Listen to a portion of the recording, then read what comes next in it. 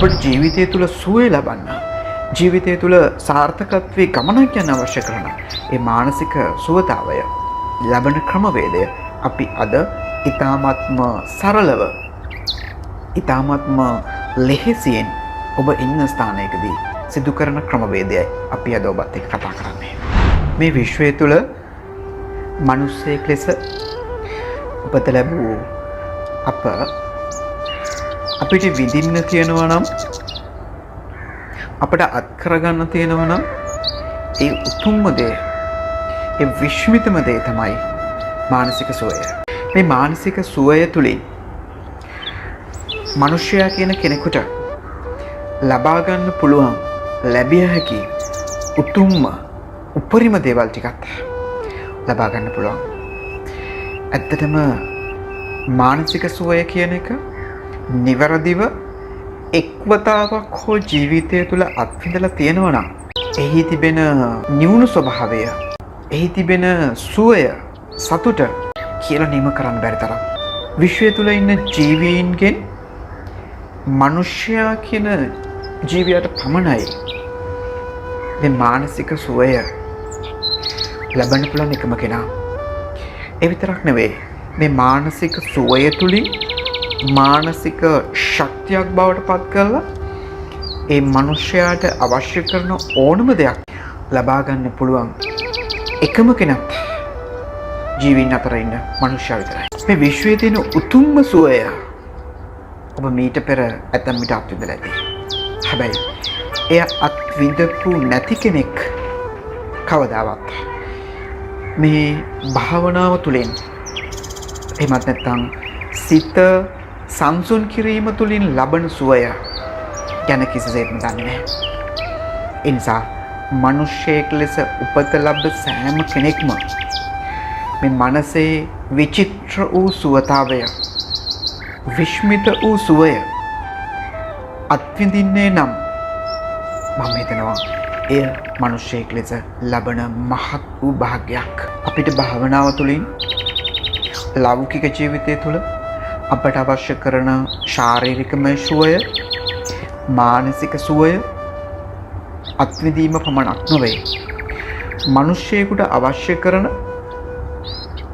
භෞතික සම්පත්තික බලය, ධනය, මේ සෑම දෙයක්ම මේ මානසික සුවය තුළින් එය මානසික ශක්තියක් බවට, එහෙම නැත්නම් ආකර්ෂණීය දෙයක් බවට පත් කිරීම තුළින් ලබා ගන්න පුළුවන්. හැබැයි මෙය දන්නේ අතලොස්සයි. ජීවිතය දිනන්න, ජීවිතේ සාර්ථක වෙන්න, ජීවිතේ සතුටින් ඉන්න, සුවයෙන් ඉන්න ඔබ වෙනුවෙන් දෙන්න පුළුවන් උපරිම දෙයක්. ඒ නිසා එය හරියටම අත්විඳින්න. ඇතැම් විට ඔබ හිතනවා ඇති භාවනා කරන්නට විශේෂිත වූ ස්ථානයක්, විශේෂිත වූ දිනයක් අවශ්‍යයි කියලා. එහෙම විශේෂ වූ ස්ථානයක් ඔබට තියෙනවා නම් ඇත්තටම හොඳයි. නමුත් කාර්යබහුල ජීවිතය තුළ අපිට එහෙම දිනයක්, එහෙම ස්ථානයකට යන්න, එහෙම නිවුණ සුභාදහමේ සුවය ඇති ස්ථානයකට හැම කෙනෙකුටම අධ්‍යතනයේ යන්නට අමාරුයි. ගසක් මුලට ඉන්න, සුදුසුම තැනක වාඩි වෙන්න, සුදුසු පොසිෂන් එකකින් වාඩි වෙන්න, මේ කාරණා ටික ඇතැම් විට අපහසුයි. හේතුව මේ කාලය වන විට ලෝකයේම ගොඩක් අය ඉතාමත්ම කාර්යබහුලයි. ඒ නිසා මම ඔබට යෝජනා කරන්නේ භාවනා කරන්න. ඔබට ඒ මොහොතට ඔබ ඉන්න කුමන හෝ ස්ථානය ඔබ භාවිත කරන්න. අපි භාවනා කිරීමේ මහා ඵල ලබන, එයට ඔබේ නිවසේ, ඔබ මේ වෙලාවේ ඉන්න තැන, ඔබ කාර්යාලය, ඔබ ඇතැම් විට වාහනය ගමන් කරන, පොදු වාහනයක ගමන් කරත් ඒ වාහනේ යන ගමන් ඔබට පුළුවන් ඔබේ මනස සංසුන් කරන්න. ඔබට පුළුවන් ඔබේ මනස තුළින් ඒ නිරාමිස බව අත්විඳින්න. ගොඩක් අයට සිද්ධ වෙලා තියෙන්නේ භාවනාව සඳහා යම් වූ නිශ්චිත ස්ථානයකට යන්න වීම කියන කාරණය, යම් වූ නිශ්චිත පොසිෂන් එකකින් යම් වූ ආකාරයකට වාඩි වෙන්න ඕනි කියන කාරණේ මේවා. මේ තවල් බාධාවක් කරගන්න එපා. මූලික අවස්ථාවේ ඔබට ලැබෙන ඔබ ඉන්න ස්ථානයෙන් ආරම්භ කරන්න. හැබැයි හැමදාම එකම ස්ථානයක් තුල භාවනා කරන්න ලැබෙනවා නම් ඒ අතිශයින් වැදගත්. ඒ වගේම ඔබ අදහන ආගමට අනුවම ඒ ආගමික ස්ථානයකට යන්න පුළුවන් නම් එයත් අතිශයින්ම ඒ භාවනාවේ ලැබෙන සුවතාවය තීව්‍ර කරන්නට හේතුවක් වෙනවා.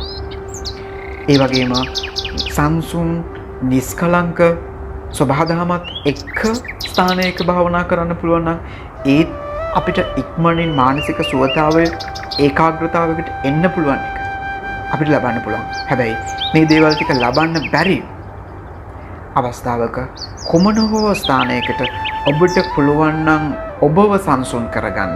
ඔබට පුළුවන් නම් ඔබේ මනස සංසුන් කරගන්න. අන්න ඒ තමයි වැදගත් වෙන්නේ. ඒ තුලින් අපිට පුළුවන් ස්ටෙප් එකෙන් ස්ටෙප් එකට අඩුම තරමේ සතියකට එක් වතාවක්වත් එවැනි ස්ථානයකට යන ගමන් අනිත් දින කිහිපය ඔබට පුළුවන් සෑම විටම කුමන හෝ ස්ථානයක සිට ඔබේ මනස සංසුන් කරගන්න පුළුවන් නම් එය තමයි ඔබේ ජයග්‍රහණය වෙන්නේ. එය තමයි භාවනාවේ සුවතාවේ අත්විඳින්න පළමු ප්‍රියවර බවට පත් වෙන්නේ. එනිසා එය ලබන විදිය අපි අධ්‍යයනය කරමු.